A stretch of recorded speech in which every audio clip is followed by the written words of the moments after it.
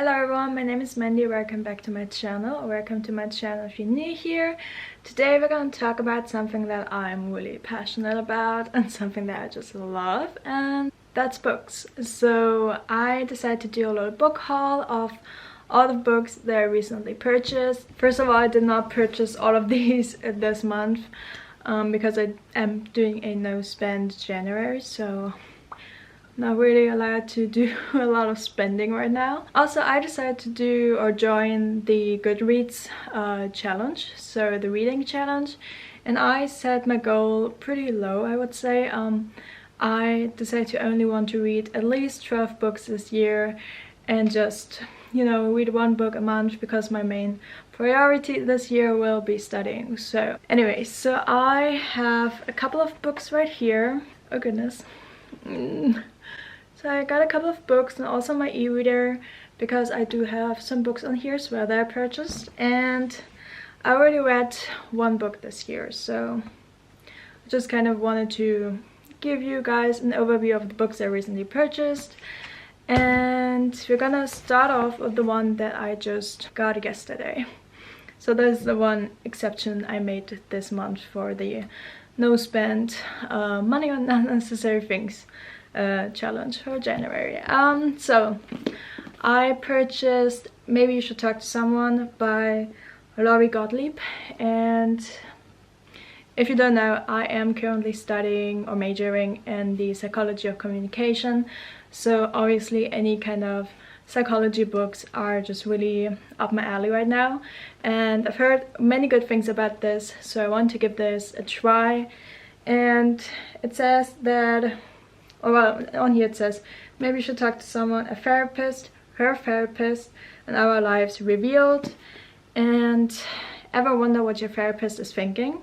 Now you can find out, as therapist and New York Times bestselling author Laurie Gottlieb takes us behind the scenes of her practice, where her patients are looking for answers, and so is she. So I'm really interested in this book, and maybe, you know, get some other inspirations for the field that I'm currently studying in, because obviously, you know, I have the things that I get from my university, but I think especially when it comes to psychology, you need to branch out and also look at other methods and see what other therapists have done and are doing. So I just thought that this book is really could be really interesting and really helpful for me. And also I do believe that talking to someone about your problems is always a good idea, and you should never be afraid or ashamed to talk to someone when you're not feeling too good. And if you don't have that someone, always feel free to message me on Instagram or on here, and if you ever need help, I would gladly try and help you as best as I can. So yeah, this is the first book I'm really interested in. And then another book that I think was really popular like a couple of years back is the 4-Hour Workweek by whom? By Timothy Ferriss. So this was also like a pretty big deal a couple of years back, and you know, I just thought why not just see how I can have more time during the week while still having apparently more money and more life. So I don't know, I'm just interested in this to see what kind of things he's talking about, what ideas he's giving. And again, this is something that I think might be helpful later on in my life. You know, I'm still trying to get into self-developing books, or into self-development books and self-help books. So yeah, I'm gonna give this a try and see how I like it. Next off, we have a thriller, and those are the kind of books that I've just recently gotten into. And the first one is this right here. Keep in mind, those are the German, or this is the German cover of it, and I think in English it is called House of Correction. It was published in 2020, so it's really new, and this just sounded really interesting. So basically the protagonist, how's her name? Tabby. Tabby is accused of murder, and she's currently waiting in prison, awaiting her trial.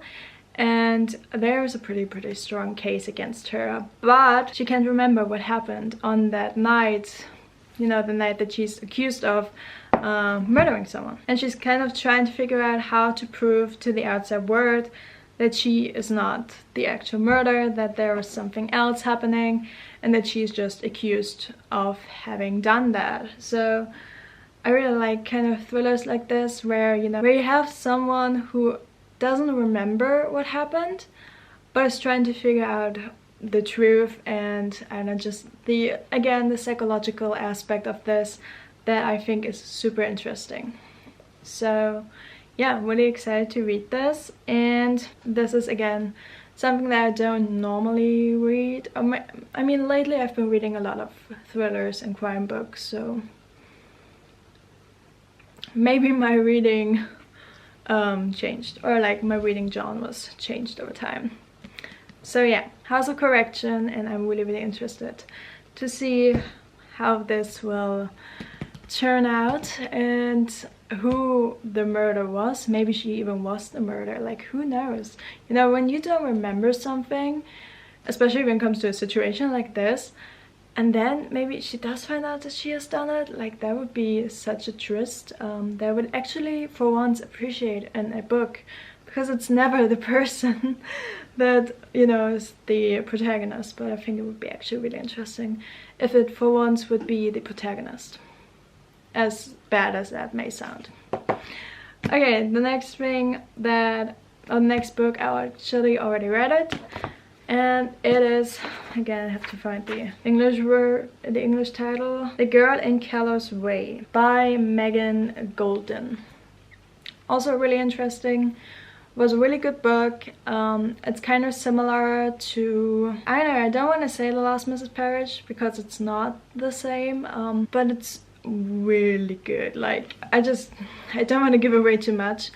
Basically, you have a woman who was in an accident, and her husband's actually a psychology professor, and his first wife disappeared a couple of years back, and then he married this woman, and she was actually one of his students back in college. And honestly, there are just a lot of twists in here.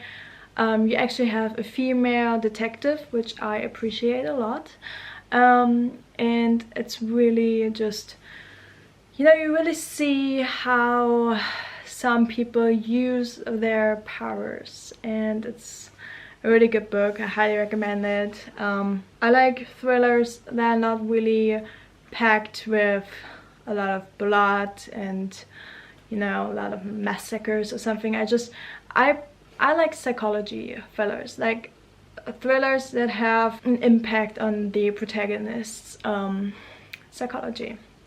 I think it's really interesting. So yeah, and then, alright, I should turn this thing on in order to show you what I got in here. And then on my ebook reader, I read more like romance novels, I would say. I haven't really been into any really like romantic novels lately, which is kind of weird because that's what I would read most of the time.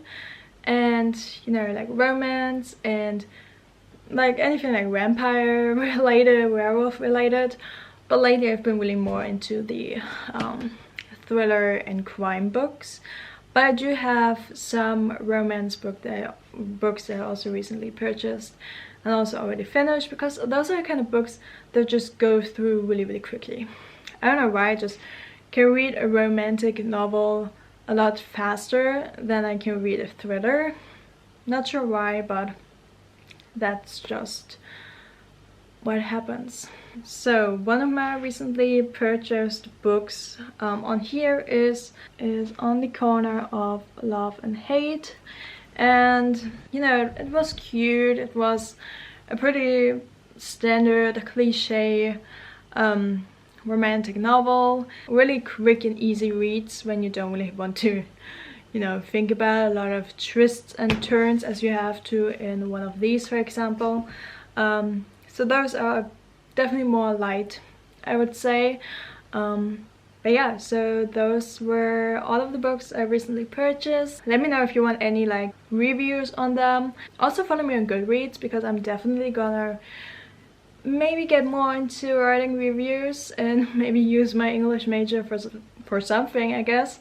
So yeah, that's it for this video. Subscribe if you haven't already, and I hope I'm gonna see you in my next video. Bye!